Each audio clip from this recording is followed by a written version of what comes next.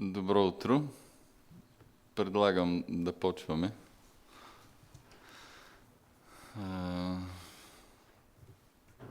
Протоколните 5 минути минаха. Аз съм Стамен Кочков, председател на Българска асоциация на софтуерните компании. До мен е Георги Захариев, член на управителния съвет, който ще изнесе основната презентация. Благодаря ви, че ни уважихте. Традиция е всяка година по това време изкарваме резултатите, икономическите резултати за миналата година на софтуерната индустрия. Чрез нашето проучване, наречено Барометър. И тази година резултатите отново са готови, отново са положителни, двуцифрени ръстове. Няма да ви разочароваме и предавам думата на Жоро. Благодаря. Да пристъпим направо към презентацията. Виждате кратко съдържание на това, което ще представим, малко информация за това как се провежда проучването и какво представлява, ключови показатели за миналите години, икономически, кратка секция с прогнози и оценка на влияние на външни фактори върху бизнеса и заключение накрая. Така, за Bascom организацията е професионална браншова на софтуерните компании в България. Това означава компании, които се занимават предимно с производство на софтуер. Bascom Барометър, това е годишен доклад, който от 2009, значи това е 6-7 издание вече, което правим в различни формати, но без прекъсване се прави. Източниците на данните са два. Единият е анализ, проведен от външна агенция за Bascom, CBM Панов, Стойчев и компания, по наше възложение. Те са агенция, която от много време се занимава с анализ на данните на технически и на технологичния бизнес в България, така че имат опити не само с софтуерната индустрия. Анализа покрива последните 3 години, като 2015 е прогнозна. Тук там има данни от предишни години за сравнение. Анализа е изработен чрез преглеждане, детайлно анализиране на данни от близо 2300 фирми, чиято дейност и чието приходи са предимно от софтуер. И има една част от данните, които са базирани на проучване сред членовете на Bascom само, където данните са такива, те са изрично упоменати, че източника е вътрешното проучване на Bascom. Да започнем с данните. На първо място приходите, които са оценка на размера на бизнеса. Както виждате, за пореден път ръста надминава 10% за 2014 година.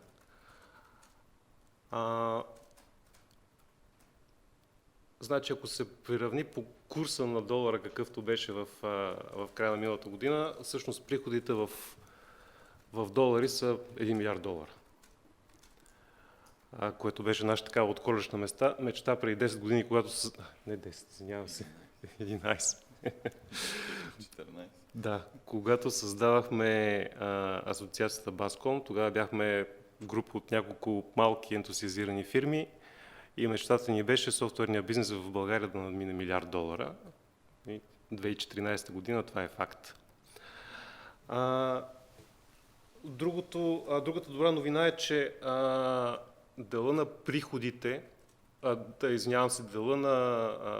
дела на експорта в тези приходи се увеличава. Миналата година беше 60 няколко процента, към момента е вече около 65%. Тоест не само, че растат приходите, но растат приходите от износ. Друго сравнение на същите тези приходи като процент от брутния вътрешен продукт. Отново устойчив ръст, няма, виждате, линията е почти права последните няколко години. Това показва, че... Право нагоре. Да, право нагоре.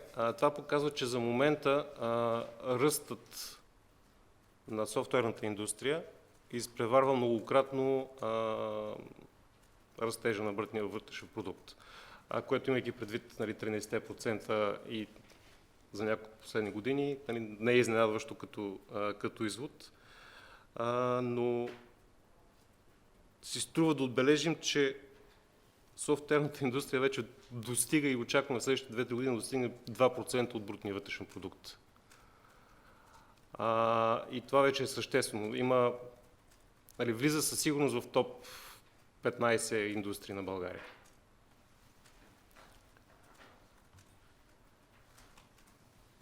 Така, няколко думи за работните места. За последните 3 години са открити 3100 и 200 работни места, над 3000 със сигурност. Виждате цифрите, близо 1000 на година. Това, освен че е много добра новина,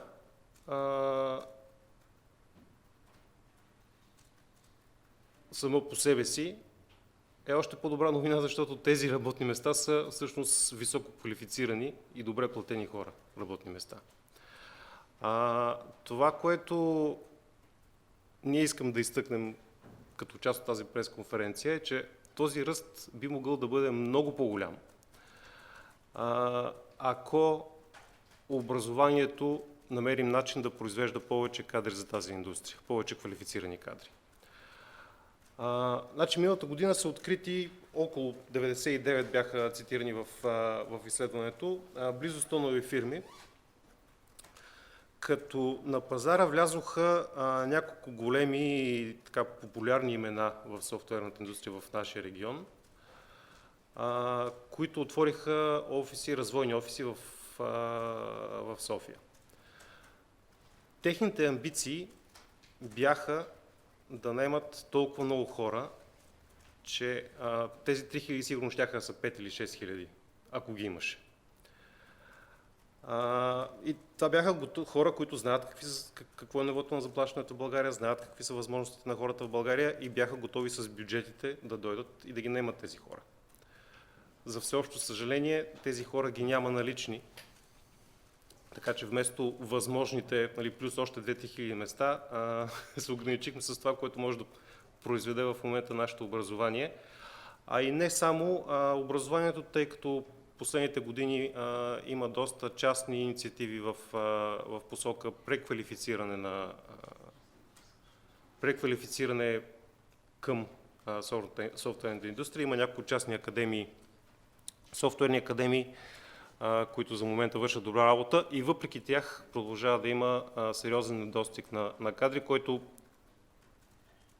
не е толкова нещо друго, доколкото ограничава целия ръст на индустрията.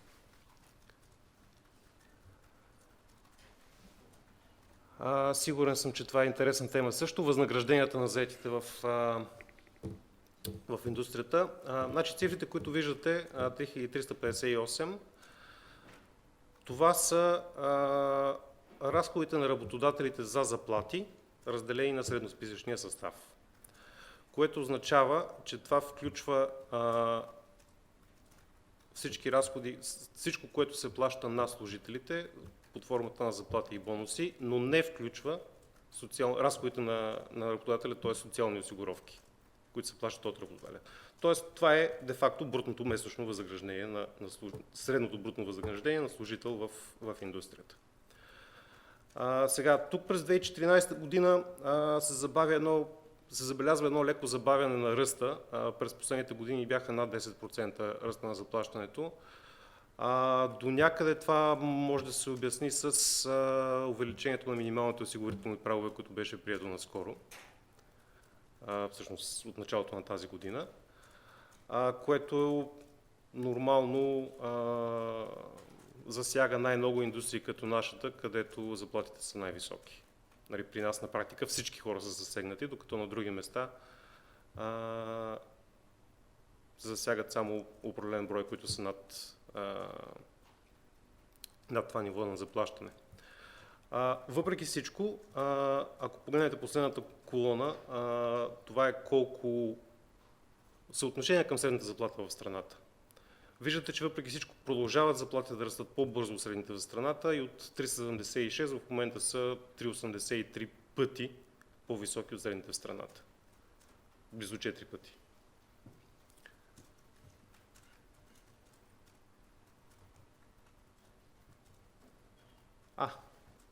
Това малко да прескоча. Така, друга много интересна статистика. Това е сравнение на възнагражденията на служителите в нашата индустрия с подобни позиции в Западна Европа. В случая избрахме примера с Великобритания. Значи, тези цифри, изчисляване на стандарта през паритет на покупателната способност, всъщност това е един индекс, който е на Световната банка. Използвали сме индекса към, или коефициента за превръщане към февруари 2015, който всъщност отговаря с колко пари в един град или в една държава в България може да си купиш същите неща, които може да си купиш в друга държава, в случая в Великобритания. И за 2015 с 40 000 лева средно възнаграждение годишно, един програмист в България може да си купи точно толкова, колкото един човек с средногодишно възнаграждение от 40 000 паунда в Великобритания. По някаква случайност, средната заплата на един програмист в Великобритания, това е според един от най-големите сайтове за работа, за обяви за работа в Великобритания, е малко над 40 000 паунда. Тоест, ако се измерва през покупателна способност, т.е. какво човек може да си купи тук и какво човек може да си купи в Великобритания, един програмист в България може да си купи точно толкова, колкото може да си купи един програмист в Великобритания. Естествено, има други неща, които влияят на стандарта на живот, като ред, закон, образование, природа и всичко останало. Но ако се придържаме само към икономическата част, т.е. колко добре може да живее човек в страната, т.е. колко неща може да си позволи да си купува в страната, за българските програмисти нещата стоят както стоят и за английските програмисти. Това в голяма степен дава обяснение на тенденцията, която забелязваме, въпреки че нямаме твърди факти за нея. Значително намаляване последните 5 години на имиграцията на програмисти от България, на такъв тип кадри от България. Не, че са изчезнали, не, че хора не пътуват и не се преселват все още, но ако преди 10 на години това беше всеки 5-6, в момента се случва веднъж във всяка фирма, предполагам, че има по 1-2 случая на 1-2 години вече в момента. Дори се забелязват някакви обратни тенденции. Има хора, които се връщат в България да работят тук. Пак казвам, това е едно от обясненията. В България могат да живеят относително по същия начин, както живеят там, но езика, културата, приятелите, семейството и всичко останало обикновено вземат превес.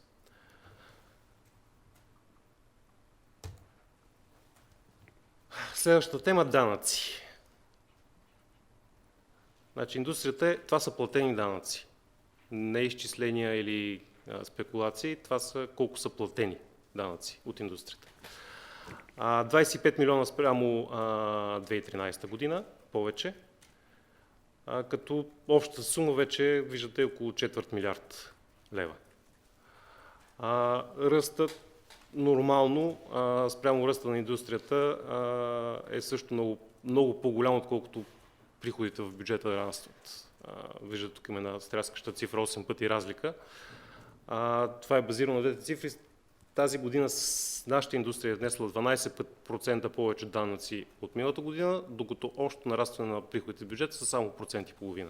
Тоест, ръста на софтуерната индустрия, на платените данъци от софтуерната индустрия е 8 пъти по-голям от ръста на приходите в бюджета.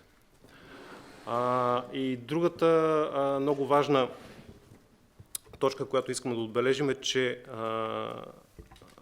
това са лесно събираеми, това са предвидими данъци. Индустрията е тук, тя е почти 100% в светлия сектор. На практика, откъде знаем? Знаем, защото софтуерна компания, която оперира в сивия сектор, общо взето няма шанс. Служителите, никой няма да отиде да работи там. Хората, които работят в тази индустрия, толкова са свикнали всичко да е нормално, легално, да имат пълните си осигуровки, да могат да отидат в банката и да се вземат кредита за жилище, без да се обясняват откъде са тези пари, как ще ги плащат по-нататък, че една фирма, която не си плаща данъците или не си плаща осигуровките, на практика няма шанс да привлече кадърни хора. А такава фирма рано или късно излиза от пазара. Просто конкуренцията я смачква.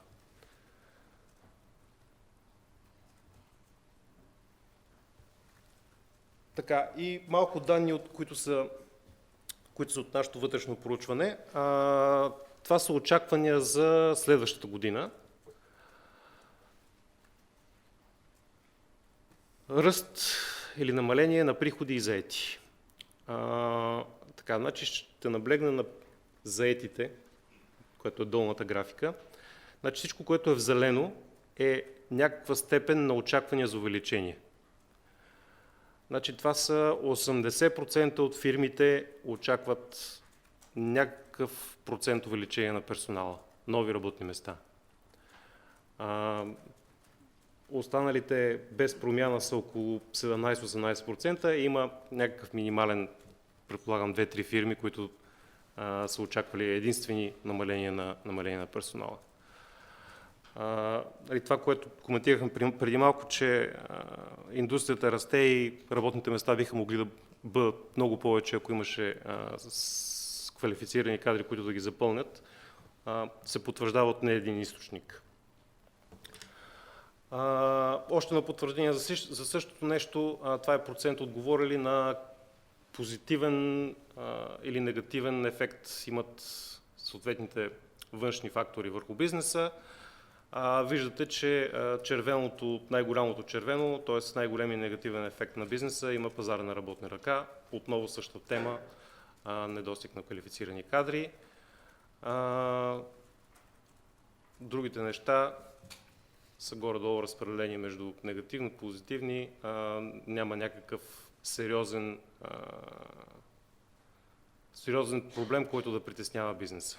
С изключение на липсата на достатъчно квалифицирани кадри.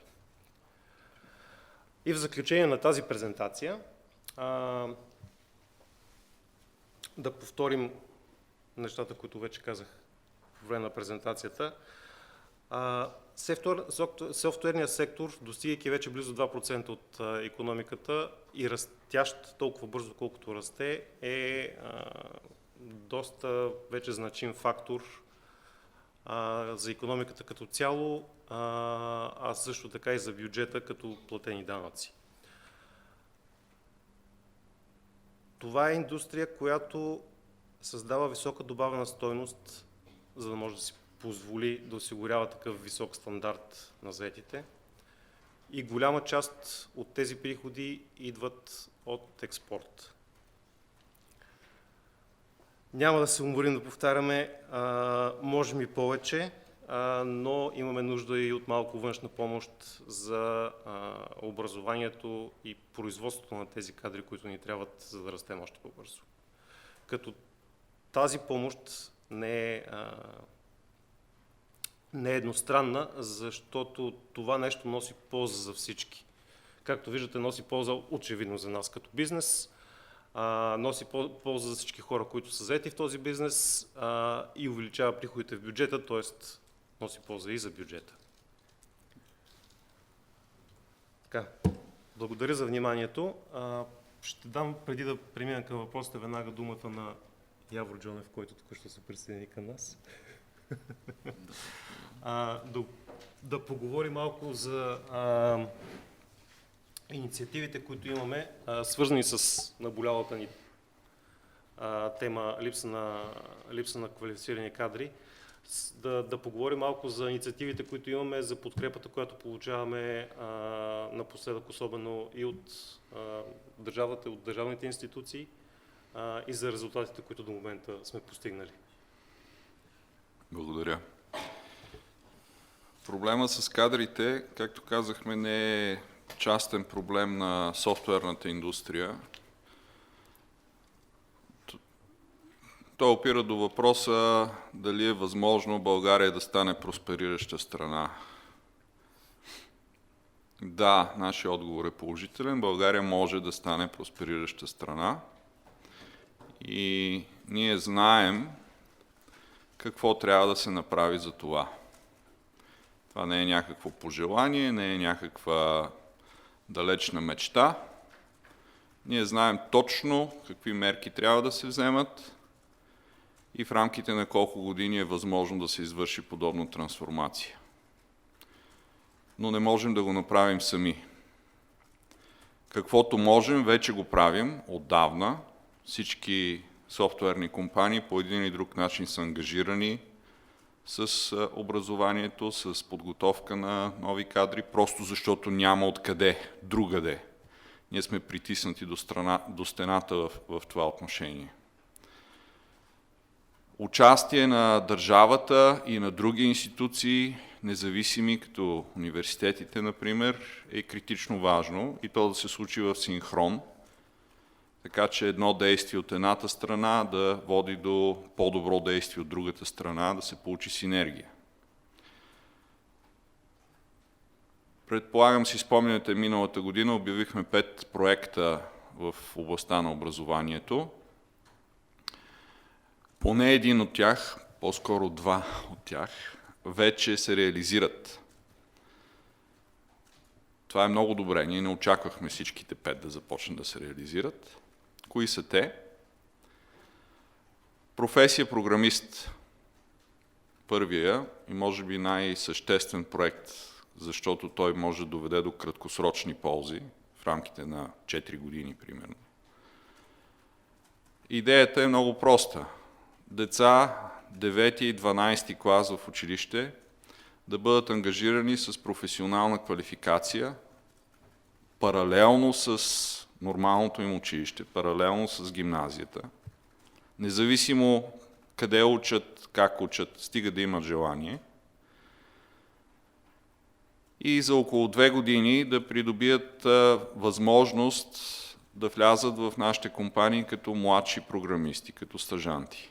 На практика в 12-ти клас те вече да работят на, разбира се, половин работен ден, за да могат да си завършат ученето. След това, разбира се, да продължат в университет, но вече да са включени в индустрията и непрекъснато всяка година да повишават квалификацията си.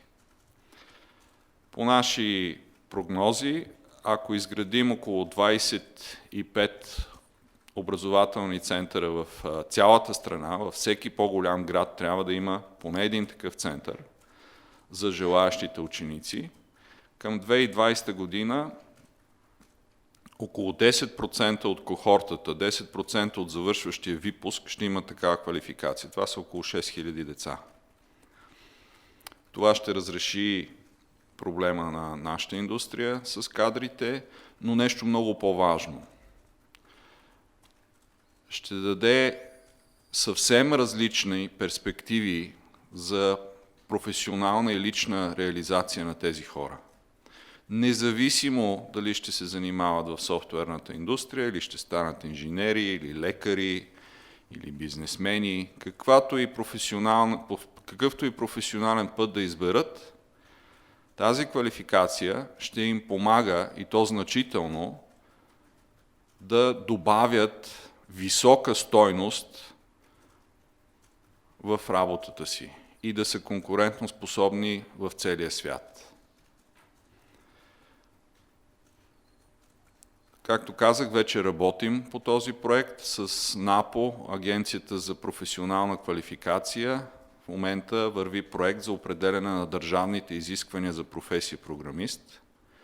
с наше пряко участие. Ние всъщност определяме тези изисквания, което е правилното. Професионалната гилдия трябва да определи изискванията за всяка професия. Като софтуерната индустрия ще инвестира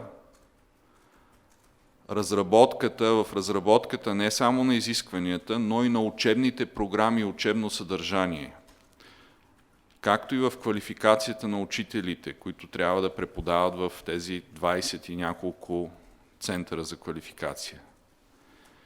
Това е нашата част, нашата стъпка напред. Какво очакваме от държавата е тя да направи обратната инвестиция в организация на въпросните центрове и въобще да подпомогне логистично процеса.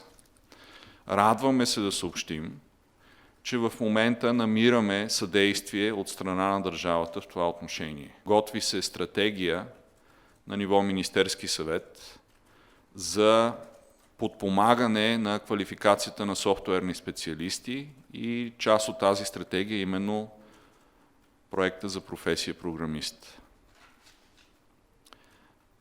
Надявам се следващата година да мога да ви кажа, че програмите са готови и че първите пилотни курсове вече са започнали.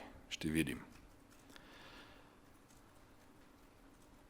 Втория проект, само ще спомена, е свързан с подготовката на децата още от малка възраст да се справят в сложна, непозната среда, да могат да мислят качествено, да разсъждават, да творят. То е фокусиран около математиката, като среда, като средство за постигане на тези важни и универсални качества. И в момента тече подготовка на мащабно сравнително изследване между водещи иноваторски методи за преподаване на математика и традиционния начин за преподаване на математика. Визирам специално системата JumpMath, която вече 5-та година се внедрява в България с помощта на Софтуерната асоциация. Следващата година ще бъде проведено това изследване и на база на резултатите би трябвало да се промени държавната политика.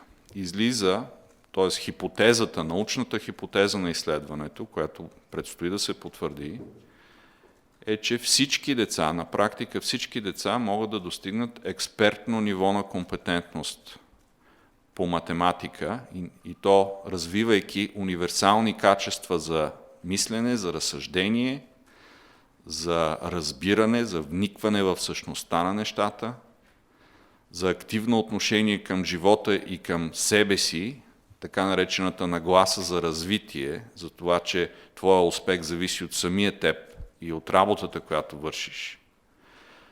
И не по-малко важно, качеството да работиш заедно с другите, да осъществяваш групова интелигентност, за да може не само по-добри идеи да генерира групата, но и да ги осъществява по по-добър начин. Критично важно качество специално за нашата индустрия и за всяка друга. Завършвам. Ако имате въпроси, насреща съм. Новините са добри и все пак можем да си пожелаем по-активно участие на всички заинтересовани страни. Ние правим каквото можем на максимум. Благодаря за вниманието. Добре, благодаря ви, колеги. Преди да дам възможност за въпроси, пак да натъртим върху това, т.е. ние не само се оплакваме, искаме повече кадри, ние правиме доста и ползата е за всички. Т.е. в индустрията не са заети чак толкова много хора, между 15 и 20 хиляди, но около всеки от тях, с стандарта на живот, който ние им осигуряваме, около всеки от тях може би 2-3 други работни места се откриват. И също е важно да се отбележи това, че всяка пропусната възможност да назначиме хора в тази индустрия, всъщност е пропусната възможност и пропуснати ползи за държавата. Социалното ни осигуряване се задъхва. За миналата година 71 милиона социални осигуровки сме платили на тези уж малко хора. Ако можехме да ги удвоиме, отруиме, какъвто всъщност е в момента каквото е търсенето на пазара, това значи двойно-тройно повече данъци. И 250 милиарда в данъци е една значителна сума. Всъщност реално ни поставя като печалба, оперативна печалба, ни поставя наравно с такива индустрии, като продажбата на автомобили, което, нали, всъщност виждате навсякъде рекламите, много изглежда, че печелят, но всъщност ние не по-малко от тях.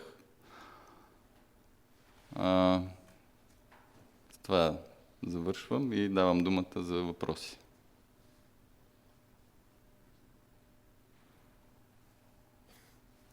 Да.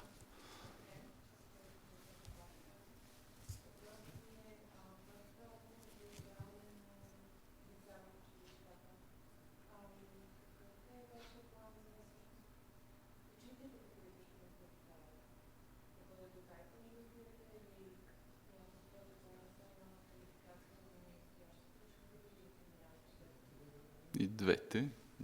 Явор, искаш ли да го... Да, Имаме план, да. И двете. Системата, която ще разработим, системата на преподаване, осигурява качествено преподаване от на практика всеки учител, който с интерес навлиза в темата. Уроците не са оставени, няма да бъдат оставени на импровизация от учителите. Те ще бъдат разработени много подобно на сценарий на театрална пиеса, която трябва да се изиграе и от учители, и от децата в часа. Така че следвайки тази система, разбира се с специална квалификация, за да може тя да бъде следвана успешно, ние предполагаме, че ще може да осигурим наистина високо качествено образование в цялата страна. Защо сме толкова уверени? Защото това се случва с JunkMath. Тя е система разработена по същия начин и осигурява много високо качество на преподаване в цялата страна с нормални учители, които просто са преодолели себе си, развили са се, научили са се как да бъдат по-добри учители. Това очакваме да се случи и за професия програмист. Между другото, ние ще започнем, няма да има входящ изпит за тази професия, но ще има входяща подготовка, където всяко дете ще бъде диагностицирано дали покрива базови знания и умения и ако не ги покрива, няма да бъде отхвърлено, а те ще му бъдат допълнени преди да влезе в стандартната програма. Ние вярваме, че на практика всички деца могат да постигнат такава професионална квалификация и да се занимават с този вид сложна интелектуална работа. Да, и да добавя. Тук е важно, нали, децата да не се усъкътяват психически още в ранна детска възраст, че не стават за математици или не стават за това и за онова.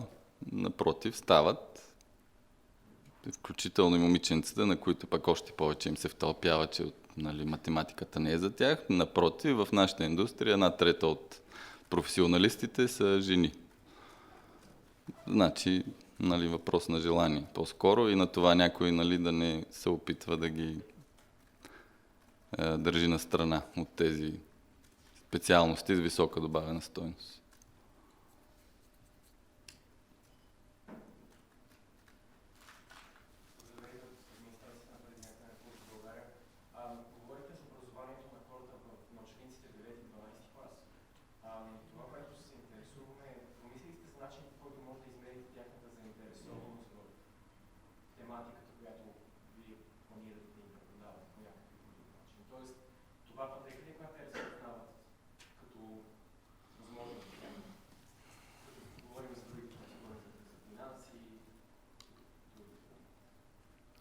Това е малко като яйцето или кокошката. В смисъл,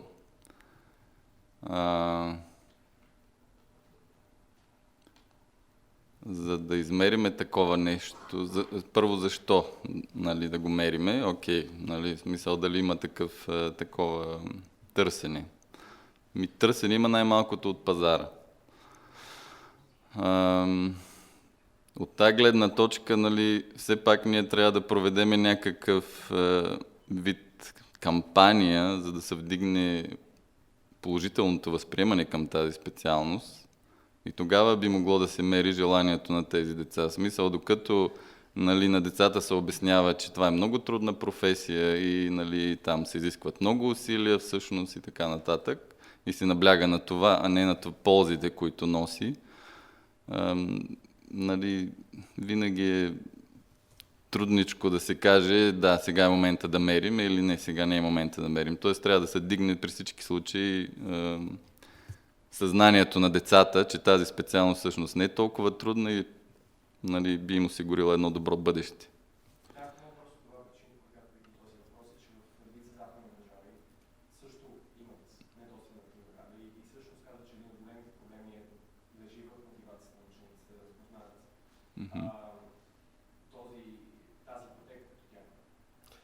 Ако може аз да допълня нещо, всъщност с един колега, който е в залата, Филип, вчера имаше една дискусия и той направи няколко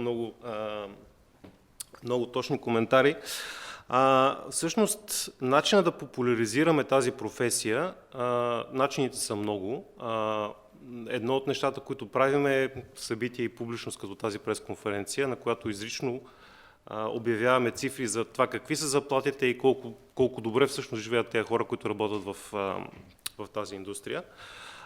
И целта за това не е толкова да се хвалим колко сме велики, колкото да покажем или да направим публично достояние, че всъщност това е една много добра алтернатива, много добър път за развитие за всички деца. И също така тези работни места, пак ще цитирам колегата, тези работни места, които отваряме, те са работни места, които родителите би трябвало да желаят за техните деца. Тоест това не са нали, някакви криминални или някакви други дейности, от които хората могат да изкарват много пари, но нали, с ниска очаквана продължителност на живота. Това са високо квалифицирани, нормални професии, към които всеки би трябвало да се стреми. И именно за това нали, пак казвам с изявление като това сегашното, се опитваме да направим и тази популяризация, да привлечем и родителите, и децата, тяхното внимание, да знаят, да имат предвид, че това е опция и за тях, без значение от стереотипите, които се налагат, за които говори Стамен преди малко. Това е много важен въпрос, между другото. И да не си мислим, че високо развитите западни държави имат много по-добра образователна система от нашата, що се отнася до публичната. И те си имат своите проблеми, не по-малки от нашите. Ние знаем защо сме толкова уверени, защото сме разбрали механизма, който създава вътрешна мотивация. Когато детето се ангажира от първоначален интерес, ние сме способни да продължим този ангажимент, да го усилим, и то не по външен начин, не с морков и тояга, нали, ти ще получаваш много пари. Не е това начина за мотивация. Начинът е децата да осъзнаят именно, че бъдещето е в тяхните ръце и че мозъка им работи, че те могат да създават нови неща. В момента, в който го осъзнаят и в момента, в който ние продължим непрекъснато да им даваме предизвикателства пред тях, които са трудни, но постижими, и го правим с положителна обратна връзка, с окуражаване, с безопасност от това да можеш да се учиш от грешките си, ето този механизъм се завърта и взаимоусилва, така че мотивацията е преди всичко вътрешна. До сега, поне опита ни с JumpMat, говори, че това е постижимо на практика с всички деца. И още нещо да добавя, също много важно. Когато твърдим, че ние трябва да изграждаме 6000 програмисти, това не значи непременно, че те всички ще продължат след 10 години ще са главни програмисти в някоя фирма. Напротив, тези умения, които ние изграждаме от тях, са универсални и могат да бъдат приложени във всяка професия. Тоест ние ще дадем възможност на други сектори в икономиката да станат с висока добавена стойност. Именно в синергията между информационни технологии и висока специализация, висока експертиза в други области е най-високата икономическа добавена стойност. Така че това, че толкова много деца ще владеят професионално тази квалификация, по-скоро не ги затваря в нашата индустрия, напротив, отваря им спектъра на възможности много по-широко, отколкото до сега.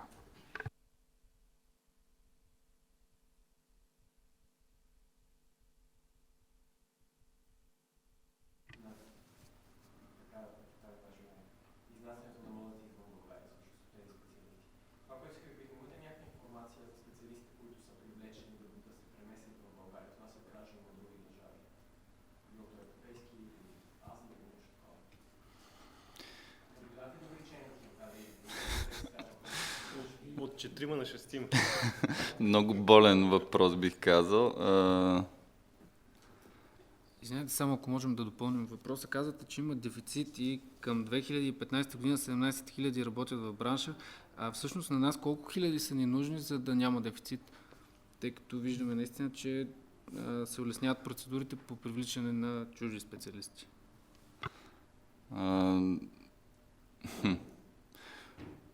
По предишни такива изследвания, нали, в рамките на 5 години 3 пъти повече. Но това е, нали, в момента вече може би остаряла информация. Да. В рамките на няколко години. Нали, не сега и веднага. Сега и веднага господин Захариев вече спомена, нали, че има вече пропуснати възможности от няколко големи фирми от региона, които си изнесоха в София част от развойните центрове. Всяка година минават такива проучвания, идват хора от Аржентина, ако искате, от Щатите, искат по 500 човека в рамките на 6 месеца.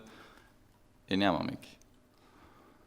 И това си е всяка година поне 4-5 такива, нали, да кажем, пазарни проучвания и проекта изтърваме. Тоест идват някакви консултанти, проучват пазара и отказват клиента.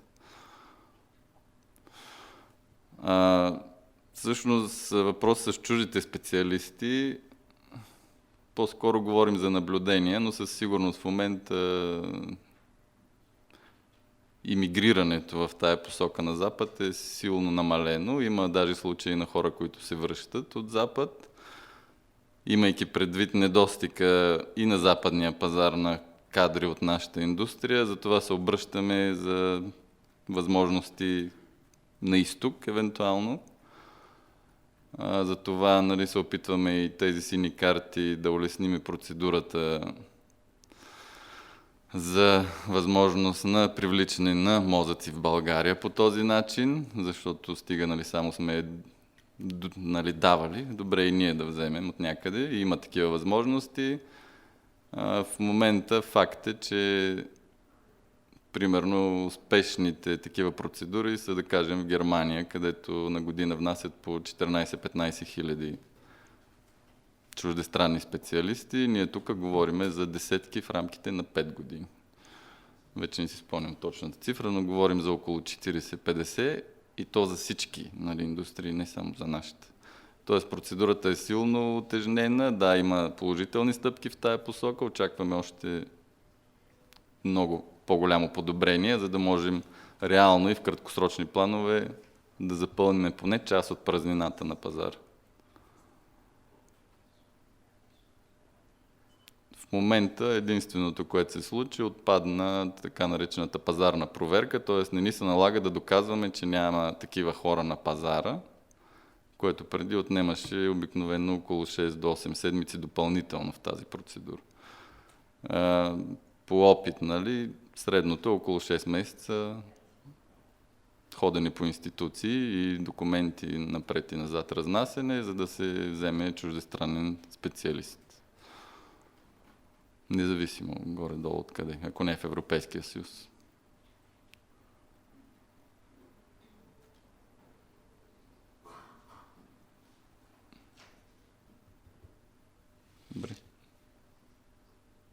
Други въпроси?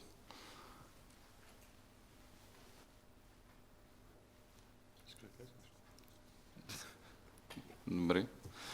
Колегата от управителния съвет иска да каже нещо и той, или? Всичко е ясно. Добре.